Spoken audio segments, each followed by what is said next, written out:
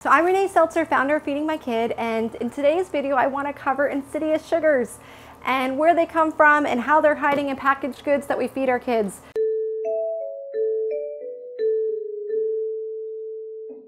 We probably know that a lot of these foods aren't, amazing to feed our kids, but I don't think we know how bad they are either. So in our series, we have a couple different videos about what sugar really does to the body and just some of the things that it's doing to our kids. It makes them tired. It doesn't help them concentrate at school. If anything, they have a harder time concentrating because of these foods. They have more outbursts, they have more temper tantrums. They really have just a lot more behavioral issues. Like I said, they have acne, they have, it increases their chances of obesity. And I know some of those things are like way down the road, but it actually increases your kid's chance of stroke and heart disease and all kinds of health issues. And it does start in childhood. The healthy habits that we pass on to our kids will kind of help deter if they're going to be these habitual dieters as they get older or just overweight and obese. So we have a lot of control as parents at a young age to really make an impact in their relationship with food and the type of food that they're eating to fuel these little bodies that are growing so much. So we had friends that came to stay with us a few weeks ago, and he was saying that he gives his child some Pop-Tarts in the morning and really just thinks they're fine. And it wasn't a judgment on his parenting, because I think he's actually an awesome parent. It was more so on how these companies have positioned their food as a good food option for breakfast, lunch, or dinner. Okay, so I want to break down these Eggo waffles right here. They have packed with rich flavor and no syrup needed, so it's really kind of selling you. This is how much sugar is added to your child's breakfast.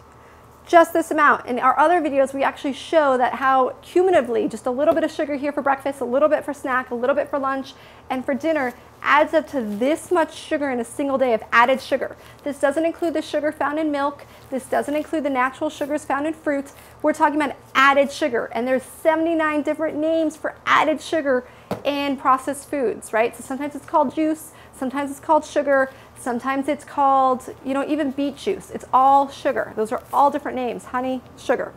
So I just want to show this is actually how much added sugar a child should be eating in a day.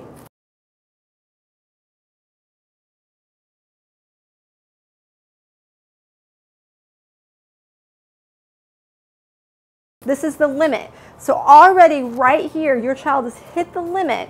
And I bet you this serving is 2 waffles. Some kids, I'm sure, could eat 2 to 4 to 6 of these waffles in one serving. You add some orange juice. This is a part of a healthy breakfast on these TV commercials. This is how much sugar is in this one serving of orange juice. This much. If you now add it to this much, this is how much sugar your child has had just for breakfast. No wonder they're not concentrating. They're not doing especially well in school. This type of breakfast is actually really hurting all kids around the US. And their parents think that they're giving them something good because they market this as good for kids. It's not. So I am here to kind of dispel some of these myths, really show you how to read labels on packages, and get you to understand this food isn't good for our kids. We should be giving our kids eggs for breakfast, and we should be giving them oatmeal that we make as opposed to that comes in a packaged good. These packages want to sell you food. Let me show you how much. These Eggos have 8 grams. This is a better choice than all of the other things out here. What's even a better choice is if you make your own oatmeal, add a banana, add some cinnamon, and set your day. Toaster strudels, 10 grams for 1 toaster strudel. What's the likelihood your child is only eating 1 of these for breakfast? And probably having an orange juice. Let's say your child is having one of these Uncrustables or a Welsh Graham Slam because it has peanut butter in it. You think, oh, this isn't so bad. Look, they have all these pretty grapes and peanuts and it looks refreshing on the cover. This has 15 grams of sugar, and I'm pretty sure it's probably a tiny serving. Yeah, 1 sandwich. This tiny, tiny little sandwich has this much sugar in it. You couple that with an apple juice, which has 40 grams of sugar. That is 10 teaspoons of sugar. This is how much sugar your child has had for breakfast if they eat and drink an apple juice and just one of these tiny, tiny little sandwiches. And I'm pretty sure in an hour or 2 your child is going to be crabby, hungry, and demanding another snack because their blood sugar has dropped because the body is trying to process this insane amount of sugar that has been added to these foods, and they're going to be demanding another type of snack. And that's when you're going to reach for these Uncrustables. These look like nice little lunch or breakfast foods. They have 9 grams of sugar, and I'm pretty sure it's probably 1 Uncrustable. Yep, 1. I could eat more. I could eat this whole box in one sitting and never even think about it. I'm sure your kids, some of your kids, are eating more than 1 of these. All right, think about it. Aunt Jemima pancakes, 15 grams. How many? 3 pancakes. Why are these so much better than these? These are actually marketed to children. Why is this seemingly better? Why would you do that? If it's for kids and it's healthy, make it healthy. Why are there raspberries on this box? Can you please explain that to me, Aunt Jemima? There's no raspberries in here. Are you trying to perceive that you're healthy by putting some raspberries and fooling us? This makes my blood boil. What are you doing? All you're doing is manipulating parents and taking advantage of one of the weakest groupings is kids and their parents who are stressed out, overworked, financially strapped, and you're just taking advantage of us. And that just, like I said, it just boils my blood. I am here to help people understand how insidious this is. They position this as healthy. We give this to our kids for breakfast. We send them off to school, and we wonder why as a society our kids aren't doing as well in school. They can't. Their bodies cannot process all this sugar. It starts to shut down. They start to have outbursts in class. They're distracting to the other kids, and they just cannot concentrate with this kind of sugar in their body. So what do you do instead? Give your child an orange. Forget the orange juice. Just give them an orange. It has fiber in it. It has some sugar from the orange, which is natural. But this probably has 5 or 6 oranges, and it's all sugar because they take out the fiber. So stop giving your kids juice. This is hurting them. Hey, actually, as an occasional treat, everybody's allowed some juice. But the idea is to give this to your kids, assuming that it's healthy, sending them off to school and really expecting them to do well is just setting them up for failure. So make sure you start giving your kids a breakfast full of fiber, full of healthy stuff. Give them the actual fruits as opposed to any juice. Give them foods that are genuinely healthy and not marketed to be healthy. I mean, Strudel! Who doesn't know that commercial? This is garbage. It has frosting on it. This is not a breakfast for kids. All right, so this is Renee Seltzer.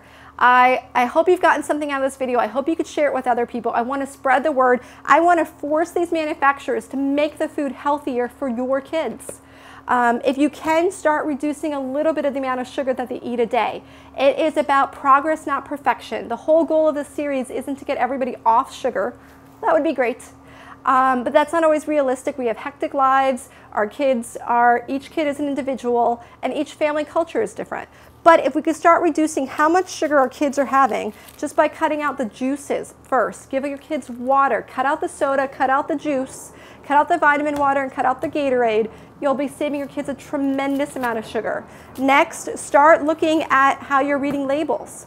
It's really important that you start to understand, look, this has probably 30 or 40 different ingredients in it. Try to aim for foods with 5 ingredients or less. And if it has 10 ingredients, but they're all ingredients you could read and they look like real foods, that's fine. But aim for words that you could, if you can't pronounce it, or if it's an acronym, TBHQ, do you know what that is? I have no idea what that is. Don't buy it. Don't buy it. If you don't know what it is, don't buy it. Don't give it to your kids. If the food has this crap on it, where it looks healthy because there's a raspberry on it, and there's actually no mention of a raspberry in the ingredients, they are manipulating you. Don't buy it. Just tell these food manufacturers you refuse to be manipulated and stop buying this food. They will quickly get it, and soon they will start making changes. So we don't have to become detectives to read food labels and figure out what's in our food. We could actually trust that they're not trying to manipulate us. That's all. I just want to get to a place where we know that what we're eating is a good food for our kids. We feel safe giving it to our kids, and we know that we're not being manipulated. Let's see. I can't even read a majority of these. I'm going to show you guys the labels up front, but this has more, either I just don't know how to read, or genuinely these are all chemicals. All right, so thanks for your time. Be sure to share the video with friends and family. We're going to get change, and it's through you sharing this and exposing these manufacturers for what they're doing to us that we're going to push for change. So make sure you follow us on YouTube, share in your comments below what your thoughts are on the video, what your thoughts are of food manufacturers manipulating us. And I look forward to meeting you all through Facebook and YouTube and Twitter. I really, sorry, I just got distracted. It says love the icing. That's what we're giving kids for breakfast. Love the icing. Hey, if it's a Sunday, you're pressed for time. I get it once in a while. It's totally fine. Everybody has to have those survival moments. But let's not make sure this is a Monday through Friday for kids going to school or any other time. This is a once in a while treat at most. And I think the more that we could adhere to that as society, the more we can pull down diabetes, the more that we can make the next generation outlive its parents. So make sure you follow us on YouTube, share us, comment, and we look forward to the next video. Make sure you comment below and let us know what your thoughts are. All right, bye.